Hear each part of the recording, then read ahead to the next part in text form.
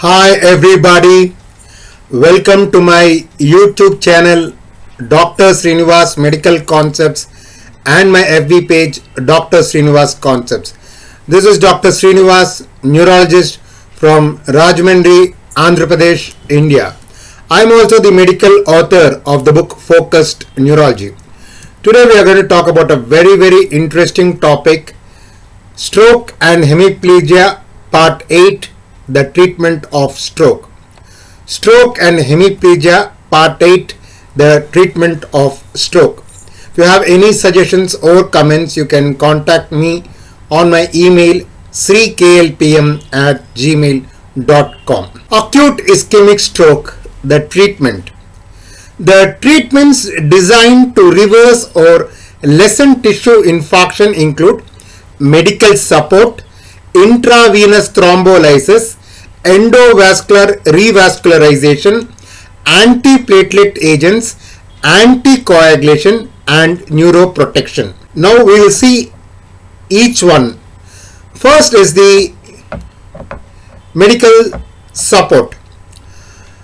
Medical support, we need to optimize perfusion in ischemic penumbra surrounding the infarct. So the various factors which we can take care of are blood pressure, blood glucose, and temperature. Blood pressure, unless there is heart failure or renal failure, evidence of hypertensive encephalopathy or aortic dissection, do not lower blood pressure abruptly in the first week, as it may reduce cerebral perfusion. Blood pressure often returns towards patient's normal level within days. So we should not lower blood pressure abruptly in the first week, as it may reduce cerebral perfusion. Second is the blood sugar. Check blood sugar and treat when levels are more than 200 milligrams per deciliter. Monitor closely to avoid hypoglycemia, because when there is hyperglycemia and ischemia, so there will be anaerobic glycolysis, lactic acidosis, and it will be more devastating to the brain tissue. Likewise, if we overtreat glucose levels and cause hypoglycemia, that also can be disastrous to the brain, and it is a strong stroke mimic.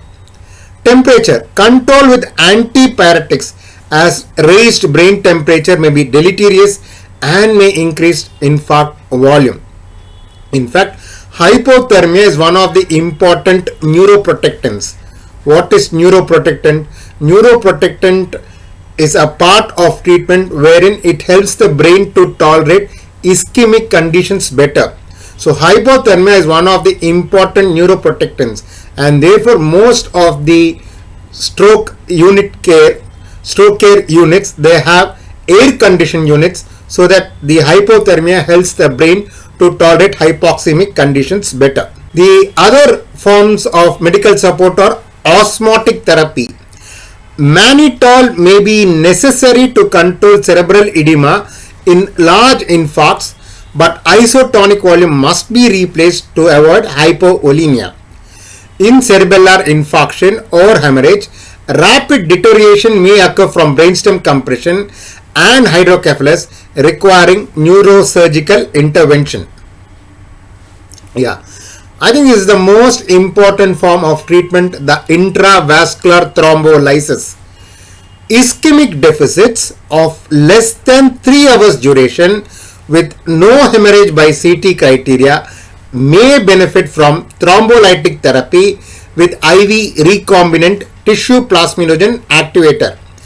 Based on trial data, IV RTPA is used in most centers for deficits even of 3 to 4.5 hours duration, but is not yet proved for this window in many countries. But before we administer the tissue plasminogen activator, we need to know the indications and contraindications. The indications for administration of intravenous recombinant tissue plasminogen activator for acute ischemic stroke are: 1. The clinical diagnosis of stroke should be established. The onset of symptoms to time of drug administration should be ideally less than 3 hours, but may be extended to 4.5 hours in some countries. CT scan showing no hemorrhage or edema of more than 1/3 of the MCA territory, and age should be more than 18 years. The contraindications for administration of intravenous recombinant tissue plasminogen activator for acute ischemic stroke are sustained blood pressure more than 185 by 110 millimeters of mercury despite treatment, bleeding diathesis, recent head injury or intracerebral hemorrhage, major surgery in preceding 14 days, gastrointestinal bleeding in preceding 21 days, and recent myocardial infarction. Note: administer 0.9 milligrams per kg IV, maximum is 90 milligrams IV, as 10% of total dose by bolus, followed by remainder of total dose over 1 hour. We have other forms of treatment also, like endovascular revascularization. Ischemic stroke from large vessel intracranial occlusion results in high rates of morbidity and mortality. Patients with such occlusion benefit from embolectomy, less than 6 hours duration, administered at the time of an urgent cerebral angiogram at specialized centers. Antiplatelet agents, aspirin up to 325 milligrams per day is safe and has a small but definite benefit in acute ischemic stroke. Anticoagulations. Trials do not support the use of heparin or other anticoagulants for acute stroke, but for basilar artery strokes, heparin has been found to be of use.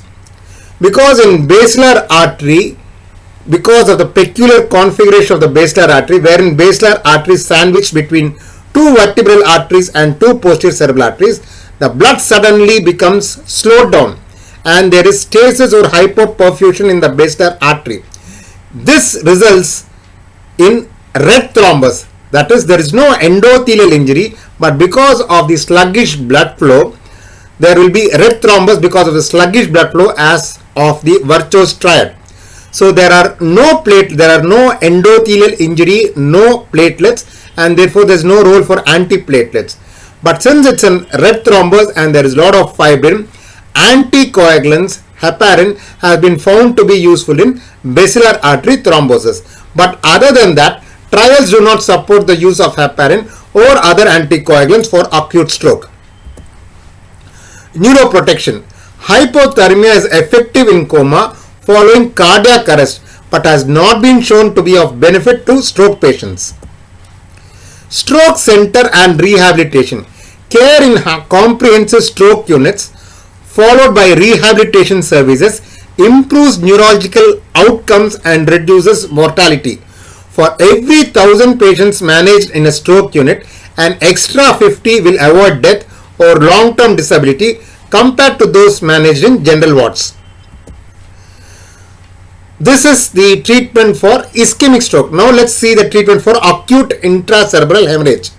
Acute intracerebral hemorrhage management. Non-contrast head CT will confirm diagnosis. Rapidly identify and correct any coagulopathy. Control systolic blood pressure to at least 180 millimeters mercury and below. The ideal drugs would be thiazide diuretics or ACE inhibitors. 40% of patients die. Prognosis is determined by volume and location of hematoma. The more the volume, the bad the prognosis. The more vital the brainstem or the brain structures getting affected, the more the bad prognosis is. Stuporous or comatose patients generally are treated presumptively for elevated ICP. Treatment for edema and mass effect with osmotic agents may be necessary, like mannitol, but glucocorticoids are not helpful.